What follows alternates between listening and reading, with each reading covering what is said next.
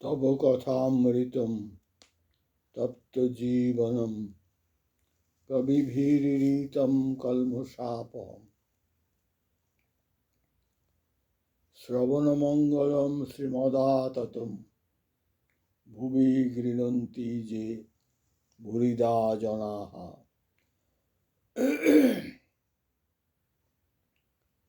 আজ ৩রা ডিসেম্বর ২০২৫ বুধবার কথামৃত পাঠ করতে চলেছি। ঈশানকে উপদেশ ভক্তিযোগ ও কর্মযোগ জ্ঞানের লক্ষণ। সিথির পণ্ডিত চলিয়া গিয়াছেন,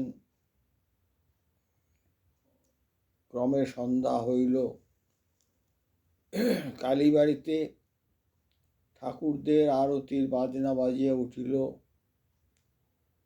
শ্রীরামকৃষ্ণ ঠাকুরদের নমস্কার করিতেছেন। ছোট খাটটিতে বসিয়া উন্মনা কয়েকটি ভক্ত মেঝেতে আসিয়া আবার বসিলেন। ঘর নিস্তব্ধ। এটা খুব ইম্পর্ট্যান্ট। সেই জন্য রামকৃষ্ণ মিশনে ঢুকলে দেখা যায় লেখা আছে নীরবতা পালন করুন। নীরবতা একটা সাইলেন্স, একটা যোগ, মনকে গভীরের দিকে নিয়ে চলে। ঘর নিস্তব্ধ। রাত্রি ১ ঘণ্টা হইয়াছে। ঈশান মুখোপাধ্যায় ও কিশোরী আসিয়া উপস্থিত। তাঁরা ঠাকুরকে প্রণাম করিয়া আসন গ্রহণ করিলেন। ঈশানের পুরশ্চরণ আদি শাস্ত্র লিখিত কর্মে খুব অনুরাগ। ঈশান কর্মযোগী। এইবার ঠাকুর কথা কইতেছেন। এখানে কর্মযোগী বলতে আধ্যাত্মিক কর্মযোগী, অর্থাৎ পূজা অর্চনা করা, পরিষ্কারভাবে সমস্ত নিয়ম মেনে সেই কর্ম, এই কর্মযোগী। এখানে স্বামী বিবেকানন্দের কর্মযোগের কথা নয়। এই কর্মযোগ অর্থাৎ পূজা অর্চনা ভালোভাবে করা, প্রতিটি জিনিস প্রপারলি নিষ্ঠা ভরে করা। শ্রীরামকৃষ্ণ বলছেন, জ্ঞান জ্ঞান বললেই কি জ্ঞান হয়? জ্ঞান হবার লক্ষণ আছে, 2টি লক্ষণ। প্রথম অনুরাগ, অর্থাৎ ঈশ্বরকে ভালোবাসা। অর্থাৎ কিনা যেই বিষয়ে জানতে চাইছি, আমি গভীরভাবে জানতে চাইছি, কি বিষয়ে? এ তো আধ্যাত্মিক জগতের ব্যাপার কথা। কি বিষয়ে? সেই অর্থাৎ ঈশ্বরের সম্বন্ধে অনুরাগ থাকতে হবে। আর অনুরাগ অর্থাৎ কিনা ভক্ত হতে হবে, অর্থাৎ ঈশ্বরকে ভালোবাসা। প্রথম ভক্তি ভাব না এলে, অনুরাগ না এলে, ভালোবাসা না এলে অ্যাঙ্কারেজ হবে না, অর্থাৎ যুক্ত হওয়ার সুযোগ থাকবে না। ভক্তি হচ্ছে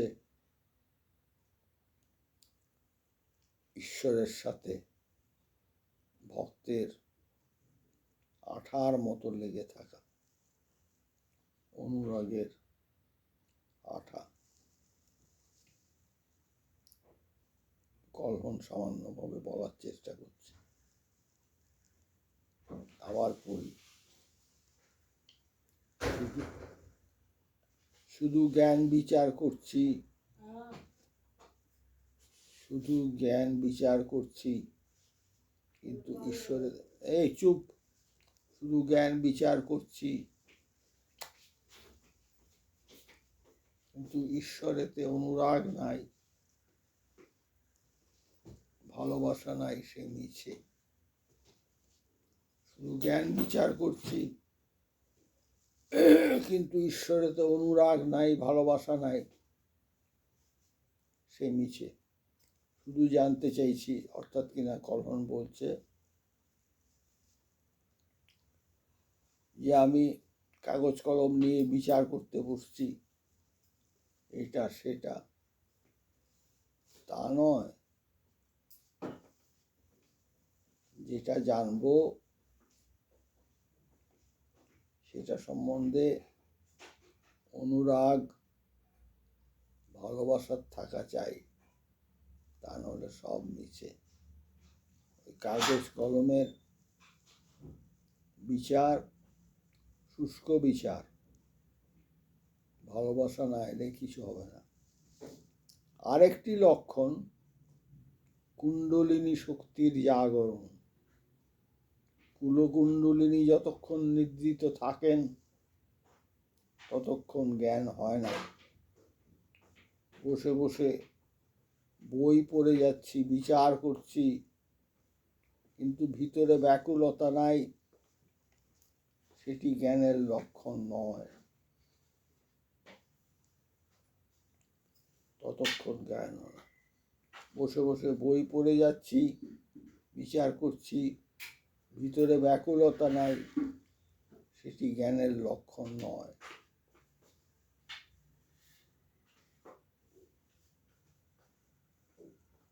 খুব ইম্পর্টেন্ট কথা যা বললাম, আমি বিচার করছি, এটা সেটা, অমুক তমুক কাগজে লিখে লিখে ছবি এঁকে বোঝাবার চেষ্টা করছি, অথচ অনুরাগ নেই, কিচ্ছু হবে না। আর একটা হচ্ছে ভিতরে ব্যাকুলতা না এলে, ব্যাকুলতা চাই, সেটি জ্ঞানের লক্ষণ। একটা আকুতি থাকবে ভেতরে, একটা আকুতি।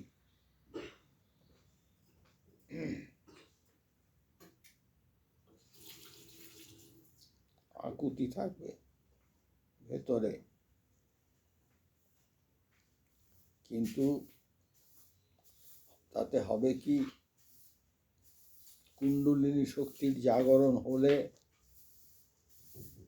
ভাব, ভক্তি, প্রেম এইসব হয়, এরই নাম ভক্তিযোগ। ভক্তি প্রধান, বিশেষ করে ঠাকুরের উপদেশ যে কলিযুগে ভক্তি প্রধান, ভালোবাসা না এলে কিছুই হলো না। কর্মযোগ বড় কঠিন। কর্মযোগে কতগুলো শক্তি হয়, সিদ্ধাই হয়, অর্থাৎ রিচুয়ালিস্টিক ভাবে চললে কতগুলো শক্তি হয়, ঠিক কথা, সিদ্ধাই হয়। আর সিদ্ধাই হলে পরে তাতেই আকর্ষণ হয়, তাতেই আকর্ষণ হয়, আর সেই আকর্ষণে আমরা জড়িয়ে পড়ি, সিদ্ধাই হলে পরে। এবার ঈশান জিজ্ঞেস করছে, আমি হাজরা মহাশয়ের কাছে যাই। ঠাকুর চুপ করে রইলেন, এটা খুব একটা পছন্দ নয় ঠাকুরের। যতক্ষণ পরে ঈশান আবার ঘরের ভিতরে প্রবেশ করিলেন, সঙ্গে হাজরা।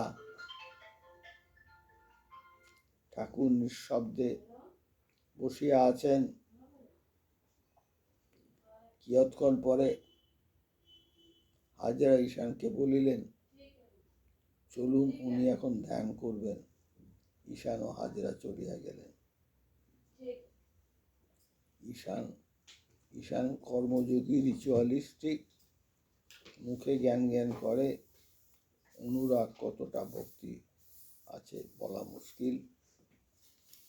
আর হাজরা তো নিজেকে মহা জ্ঞানী ভাবে, অথচ সেটা ঠিক নয়। এই কলহন বলছে। ঠাকুর নিঃশব্দে বসিয়া আছেন, ক্রমে সত্য সত্যই ধ্যান করিতেছেন। তিনি ঈশ্বর অনুরাগে বিভোর সর্বদা। সেজন্য তার কাছে ধ্যানটা স্বাভাবিক অবস্থা, সবচেয়ে বেশি স্বাভাবিক অবস্থা। আর ধ্যানের গভীরে চলে গেলে তিনি সমাধিতে চলে যান। করে জপ করিতেছেন, হাতে জপ করছেন। এগুলো ভক্তদের শেখাবার জন্য, কারণ ওতে মনের ভেতর অভ্যাস আসে ঈশ্বরের নাম। সেই হাত একবার মাথার উপর রাখিলেন, তারপর কপালে, তারপর কণ্ঠে, তারপর হৃদয়ে, তারপর নাভিদেশে শ্রীরামকৃষ্ণ ষটচক্রে আদ্যাশক্তির ধ্যান করিতেছেন। শিব সংহিতা আদি শাস্ত্রে যে যোগের কথা আছে কি তাই। ওই টাচ করে দেখাচ্ছেন যে প্রথমে মূলাধার,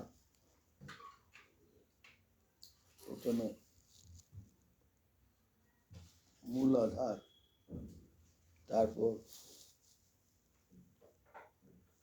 স্বাধিষ্ঠান, তারপর মণিপুর মানে নাভিদেশ। এই মূলাধার থেকে স্বাধিষ্ঠান হয়ে মণিপুর হয়ে এই অঞ্চলটা সংসার, জগৎ, সৃষ্টি। তারপর অনাহততে গেলে সত্যি সত্যি আধ্যাত্মিক সাবলিমিটি, অর্থাৎ অধ্যাত্ম জগতে গলে যেতে শুরু করে মানুষ। যখন অনাহত, তো অর্থাৎ কিনা বুকে, হৃদয়ে, তখন মানুষ গান করে, তখন ঈশ্বর চিন্তা করে, তখন ছবি আঁকে, তখন মানুষ নরম হতে শুরু করে। সংসার থেকে বেরিয়ে এসে উপলব্ধির দিকে এগোবার চেষ্টা করে। তারপর বিশুদ্ধ মানে কণ্ঠে, বুকের পর কণ্ঠে চলে যায়। যে ঠাকুর টাচ করে দেখাচ্ছেন না,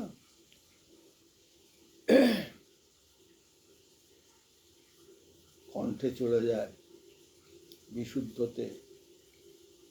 সে সময় ঈশ্বরীয় কথা ছাড়া আর কিচ্ছু ভালো লাগে না, শুনতেও ভালো লাগে না, বলতেও ভালো লাগে না। তারপর